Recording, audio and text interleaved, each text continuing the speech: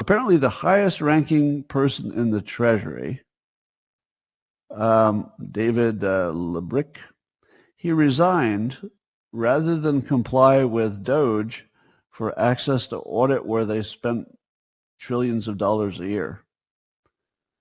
Trillions of dollars go through the system.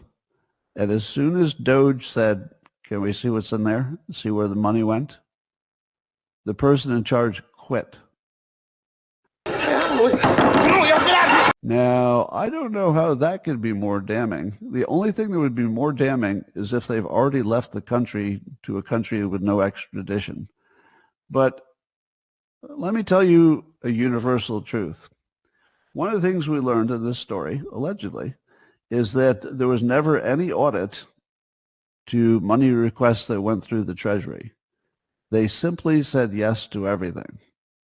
Now, I hope that's not literally true, but it's being reported that they didn't even have the function to check. There was nobody whose job it was to even check. They just said yes. And some of that would include maybe some requests that you wouldn't want them to pay. David Labrinck was in charge of the computer system that handled 6 million trillion in Treasury transactions, but he denied the access to Trump Doge team. His supervisor was a Nigerian immigrant appointed by Biden.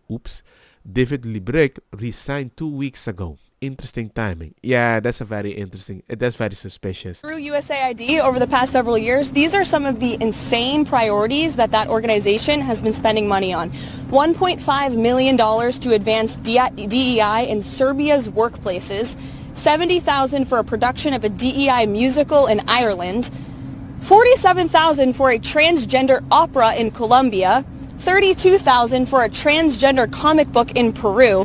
I don't know about you, but as an American taxpayer, I don't want my dollars going towards this crap, and I know the American people don't either, and that's exactly what Elon Musk has been tasked by President Trump to do, to get the fraud, waste, and abuse out of our federal government. Thank you, guys. And remember, ladies and gentlemen, those are the transactions that I could find, because they didn't want to be transparent. It is really, really a sad day in America. We are witnessing a constitutional crisis. We talked about Trump wanting to be a dictator on day one, and here we are.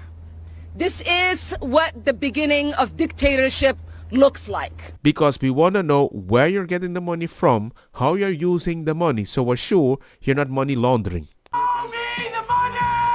And once we ask questions, people just quit. And then we shut it down. And when we shut it down, we are the bad people because we're shutting down everything. I'm like, miss me with that. And you install yourself as the sole power. That is how dictators are made. What Trump and Elon and all of their cronies are trying to do is take away the constitutional power of Congress. If she came out and said, bring that guy back that resigned. We need to see all that transaction. Don't shut it down, Elon Musk dictator. We need this. Let's go. Don't shut it down. That's a bad thing. I would have think totally different. But hello, everybody, and thank you for tuning in to the weekly report. Audit USAID, then shut it down. As of this writing, when you attempt to access the U.S. Agency for International Development, USAID website or social media pages, you are informed that this site can't be reached.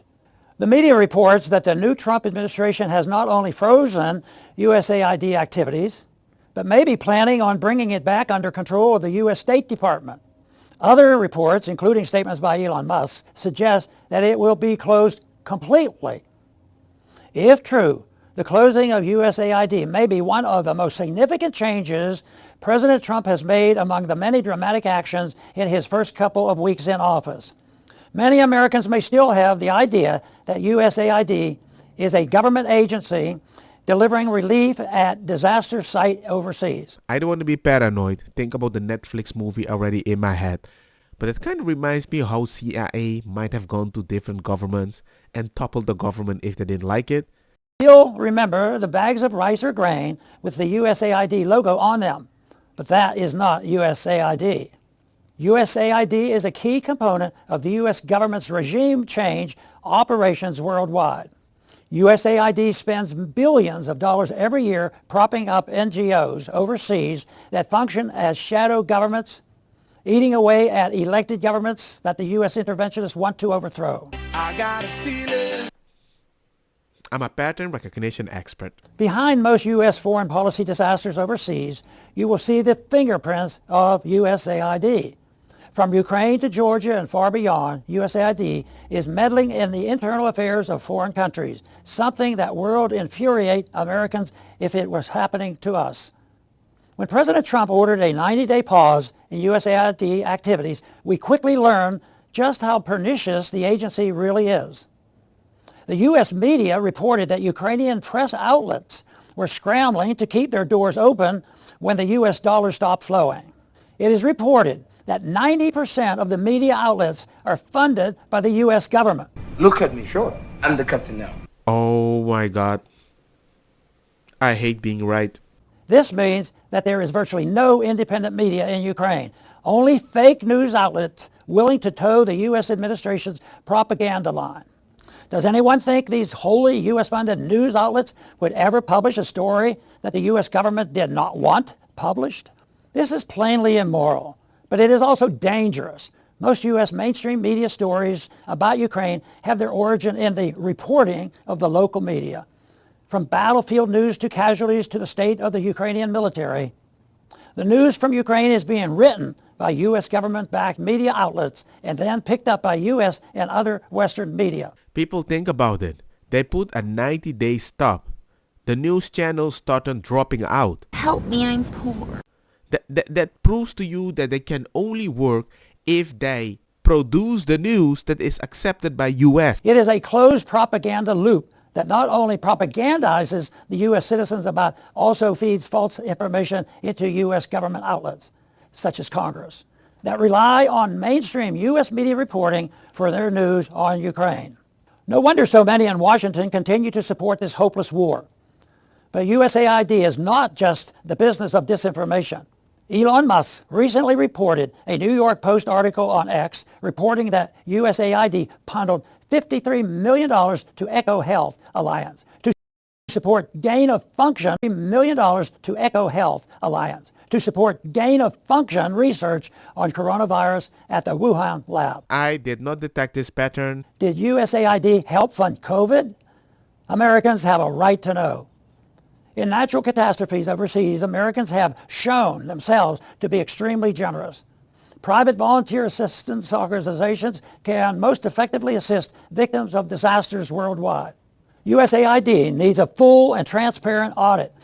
Americans deserve to know exactly what is being done in their name. Then the agency needs to be shuttered completely and its employees sent home. That would go a long way toward making America great again. I just think a lot of people are very frustrated that they have organizations that take taxpayers' money, but they don't have the taxpayers. Especially when they don't want to listen to the state. You're now the head of USAID.